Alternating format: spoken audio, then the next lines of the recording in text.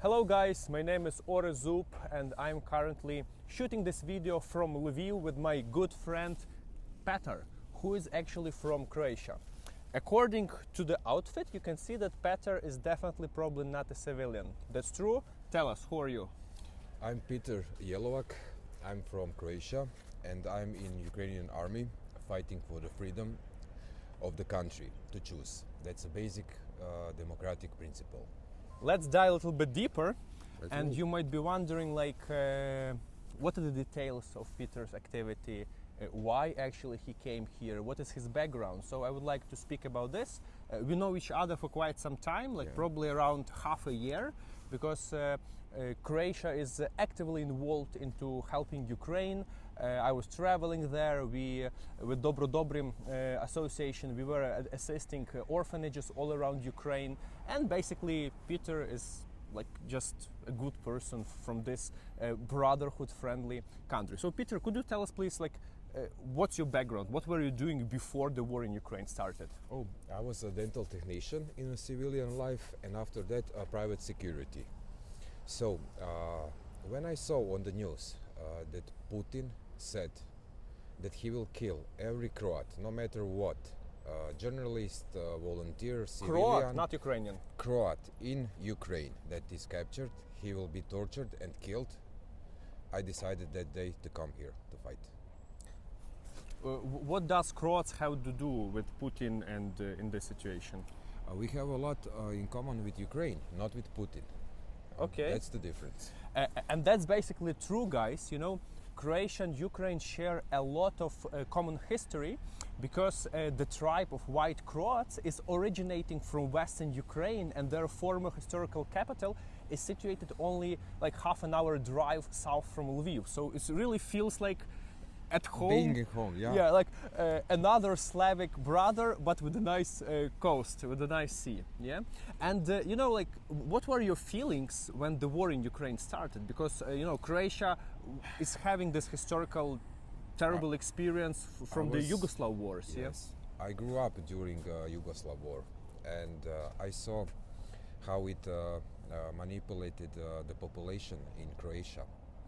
And I saw how refugees were, living very hardly, and the casualties of the war, and atrocities, of course. And that somewhere in my subconscious leave a trail, and that's why I have something in me that is righteous, I'll say, and truthfulness, and that's defend yourself, never surrender. And don't let program anyone you. Think for yourself. Free thinking. That's what's waking up Ukraine. The system is not thinking for you. You are thinking for yourself. That's the difference between Russia and Ukraine. Exactly, guys. And the fundamentals of this war are existential. It's not only about land. It's not only about some internal fights or misunderstanding. It's much more on the higher global level.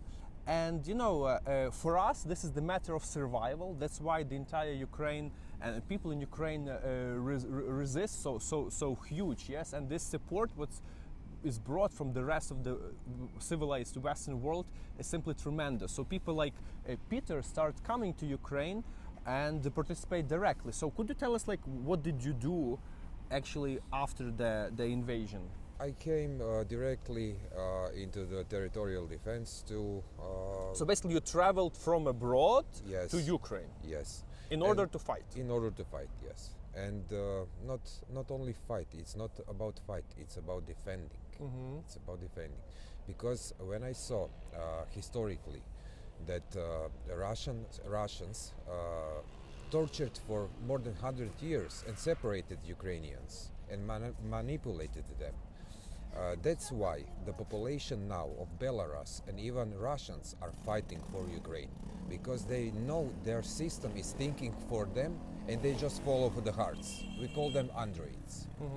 In the Western world, every individual has a right for themselves. That's now what is happening in Ukraine, finally. And multitude of cultural vortices in Ukraine are now united, and that is not coincidence. Exactly, you know, like when we speak about the consequences of this war, we tell that nobody united Ukraine that effectively as Putin did. Yes, actually.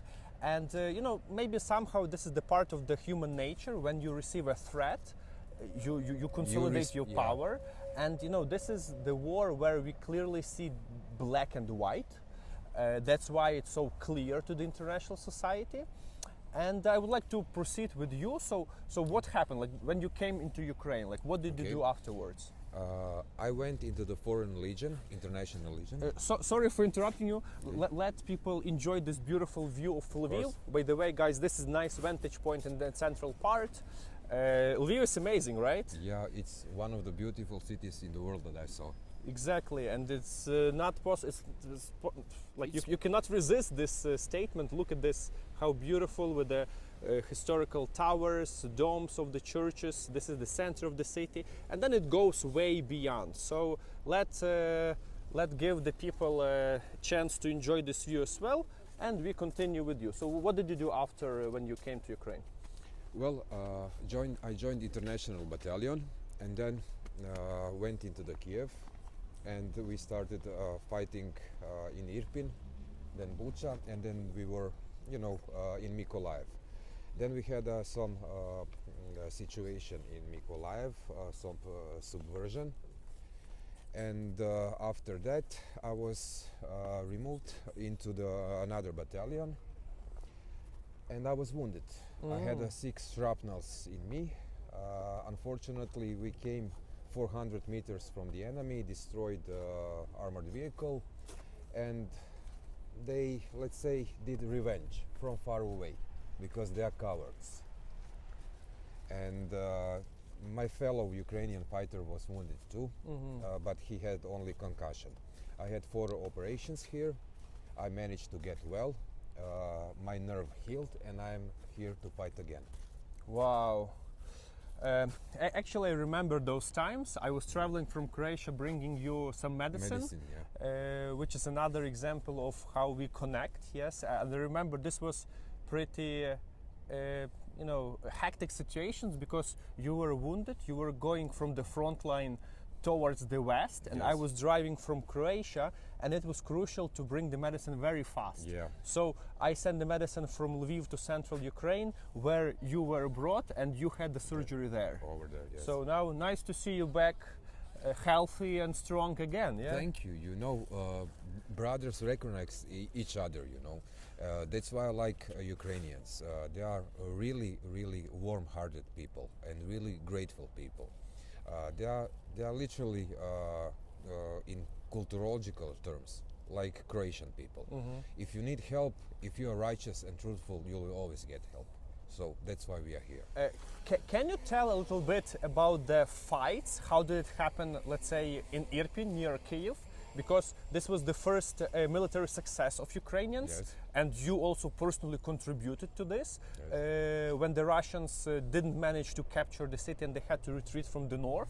I visited those areas just a few days after liberation.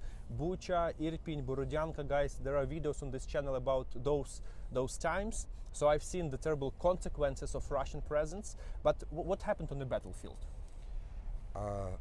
For now, I won't tell the details. I will tell only what the Russians did because they lose fight over there in Irpin and Bucha. They literally took their revenge on unpowerful, pacifistic people, civilians. They committed the atrocities. Yes, they literally throw phosphorus shells on civilian buildings, which were full with civilians in Irpin. Crazy, guys. I personally visited the mass grave in Bucha, and I remember when people were taking out after weeks in the ground. That was like a terrible. So, but fortunately, Kyiv now is in a more secure situation, but the population around and the towns will recover for years after that, And when the north of Ukraine was liberated, the main battle shifted to the east. Yes. So as I understand, you were in the east too, and Yes. that's exactly where you were wounded. Yes. Can you tell us a little bit about that? It was near Severodonetsk. It was a descent operation, so I cannot tell the details. We flanked the enemy. It was 400 meters actually from the border with so-called Russia, and they couldn't get us. So their revenge was 2 hours of shellings. That's what they did. They are very brave from far away and with the big weapons, because as we speak now it's air raid, and they are sending gifts, rockets to non-strategical objects whatsoever. And that is what makes me angry, because the NATO and the Western society doesn't judge them, doesn't help Ukraine to liberate the sky. It is crucial for this war to liberate the sky. And also, like, I'm wondering when there will be more. Support is already tremendous, and it's unprecedented. How the world is supporting Ukraine with armor, with many things, but it's still not enough to finish this war. And historically, usually in military conflicts there is a time or a moment when it's a red line. This would happen, for example, in Sarajevo, when the bombings landed in a civilian line, people who were waiting to get water. Food, or like this market. Yes. There was a big explosion, and then when NATO told, okay, now we ceasefire. We do the ceasefire, but before that we bomb the Serbian forces. So we are wondering what should happen in Ukraine before this step will be taken, because the casualties, the atrocities, the physical devastation of cities, it's unbelievable. It's just watch some of my videos from the deoccupied territories and you will see entire towns completely being flattened. So what do you think could be this red line? I don't think it will come to that, because not Russian news, of course they deny it, they blame Ukrainians, it's their propaganda. But unfortunately, the Western news are not exclusively giving real-time news and atrocities to their population. I think the crucial thing in the journalist should do is like you to literally take examples of the town and give them to the big media, to national televisions, to the portals which are written in each country of European Union at least. I think that this is the only way to wake up, let's say, a little bit spoiled generation of European Union. Unfortunately, sorry guys. Because people in the West, I think they take peace for granted. However, as we see, situation can change just like this, guys. And if you want to use any of my materials, go through the YouTube channel. I can send you the footage in good resolution. Please use them to spread the message. This is what we should continue in order to fight the war fatigue, the war which is still unfortunately happening actually in the middle of Europe. Yes. So let's proceed. Can you experience maybe some of your personal feelings? How were you recovering from the injury? Because you went through some serious operations, surgeries. Physically very well, psychologically too, very well. But this war and intensity of this war left, of course, some psychological misbehavior impact on me. Yes, that's true, and I feel sadness and I feel very angry. Mixed feelings, because there is no rest at the battlefield, and their intensity of artillery, not infantry, of Russian aggression is abnormous. It's I think in history of battle, the intensity was never like this in Ukraine now. In fact, guys, in terms of the military power which is produced, we can say it's the It's the next highest, biggest military conflict after World War II. Yes, that's true. That is You true. see, who would think this can happen in the 21st century? So yeah. One more thing which I can say. Imagine in Irpin or Bucha in 24 hours, 4,000 to 6,000 shellings per day. It's hard to imagine. Yeah. It's hard. And you have to take cover and wait after that for the infantry. Wow. So, from my experience and from my personal view and yes, of course, experience, what I saw, I think Ukrainians are, for now, in 21st century, the bravest people in the world. And the world should know that they are fighting for democracy too. So wake up, people. Mm-hmm. Thank you for those words, brother. And you know, I always tell that Ukrainians are fighting not only for their own freedom, not even only for traditional Western democratic liberal values, but also we serve effectively as the shield of the entire free world. Because if Russia would not be stopped in Ukraine, who would know how far it goes? And it's not a fantasy. History already showed us many situations in the late 19th century, during the World War II, when the Russian bear was going way beyond traditional territories that they claimed to be theirs. Yes. Wow. And for the last 10 years, there was analytics of Putin's conventions, and everything was telling that he is preparing for imperialistic expansion of Russia. But it was too late because Ukraine was already attacked. Yeah. So now we have to face with this, and there are many people involved. So you're back. You're Yes, back of after course. some recovery back in Croatia. Yes. By the way, native city of Petar's is Varaždin. This is a nice little town in north of Croatia, which used to serve as the capital of Croatia sometime in the history before, but also it has a big place in my heart as well. You know why? Because after I finished university, I did a range of internships around the world. And I spent 3 months in Varaždin lecturing students in high schools. So basically, nice. Varaždin is very, very, like, I feel there almost like at home, by the way. yeah. And when I Like travel Milli Riv. south, definitely. So guys, you see so many connecting parts. And now you're back here. Of course. You recovered, and what's your plan? I'm going to the east again Mm-hmm. to battle. The Like, rotation is in a few days by the end of this week, so I'm here to get my medicine, and today I'm going back. And Wow. that's it. Next time I'll get you more news from the battle zone.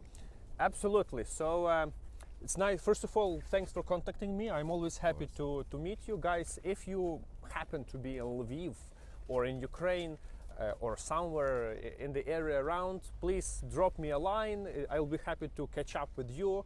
And you know, I can help you, assist somehow.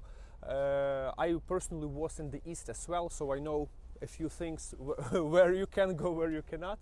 And definitely I will do everything best I can in order to help people who are also helping Ukraine. For the end of this short interview, I would like to remind you that the war in Ukraine started not only on February 24th, 2022, but this like part of the war is going since 2014, when Russia annexed Crimea and when Russia invaded Donbas. So basically this wall, as you can see, those are memorable plates of people who died on Maidan in Kyiv during the mass shootings of February 18th, 19th, 2014, when our country was going through the Euromaidan revolution, and basically that was the initial spark which later escalated into the full-scale war. And it started with Ukrainian intention to be part of the European community.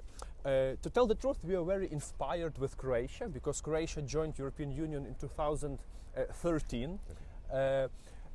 Starting from January 2023, you are joining the Eurozone. Yeah. We'll use the monetary as euro money, and also you're choosing joining the Schengen zone. Yeah. So basically, it's a nice inspirational example for Ukraine how the country could develop in a progressive way, and I am pretty sure that very soon together our nations will belong to one big European community. Family. Yes. Wow. That's inevitable, because Ukraine sooner or later will be part of European brotherhood. Let's say. Absolutely. Thank you, my friend. Thank you, Oris. Can we share your contacts with the audience? So people maybe they want to write you somehow and so on. Yes. Just like Facebook or something else. Like what's the best way to contact you, Peter? Let's say if someone is serious to get here in a military terms for help, via Signal. You can give them my number via Signal. Yeah, okay, so first you write to me and then I give you the number of Peter. Obviously I'm not going to post it here on public. Yeah. And also, many people sacrifice their life to this, and this is like the most valuable what everybody can get. However, there are many different things that can be also settled with a little bit of money. So I think it would be nice if I put your PayPal account next to the video. And guys, if you want to donate or somehow support Petar directly, there will be a email connecting to the PayPal, so you can simply create a small financial support to our Croatian friend directly, and I encourage you to do so. Will it work? Thank you, it will work. Absolutely. Stay safe, guys. Remember about Ukraine, and let's carry on with this fight until the victory of Ukraine and until our world will become a better place. This was Orezub from Lviv and Petar from Croatia. Bye-bye.